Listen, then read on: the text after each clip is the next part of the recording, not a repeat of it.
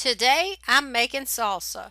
We love this recipe. In fact, we think it's better than any salsa we've ever had in any Mexican restaurant, and we've eaten it plenty.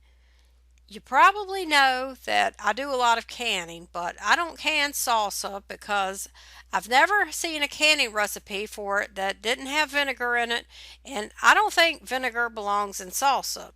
So instead, I can tomatoes and make salsa with the tomatoes when I want it. If you don't can your own tomatoes, you can use a store-bought can of tomatoes instead. The first thing you need is 3 tablespoons of chopped onions, 2 slices of jalapeno, more if you like it hotter, half a teaspoon of sugar, half a teaspoon of salt, a pinch of oregano, a pinch of cumin, and 1 tablespoon of cilantro, and the juice of 1/4 of a lime.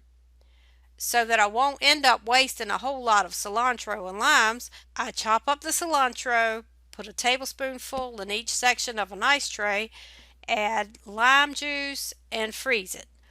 I wrap the cubes separately so they won't end up sticking together, and put them in a freezer bag to use as needed. So here's my cilantro lime ice cube. Now put the lid on the little Ninja or whatever you have to chop it all up. You could use a blender if you want. And whiz it all up. Add a jar of tomatoes that have been drained, or you could use a can of store-bought diced tomatoes or whatever.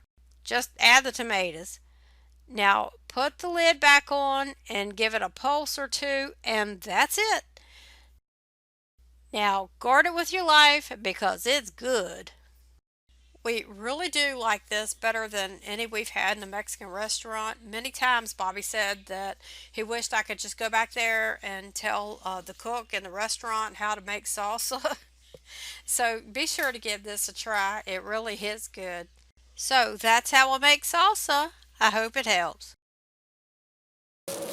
That's some nasty looking ice, I'm gonna tell you what. That looks like that's the Grinch ice right there. The Grinch ice. Freeze them individually. This is enough cilantro and lime juice for a recipe. Each one, no This kidding. is the way I always do it, and you just don't know. I thought you just had an ice tray in there and you just go in there and get one out. No, if you do that, then it'll evaporate out.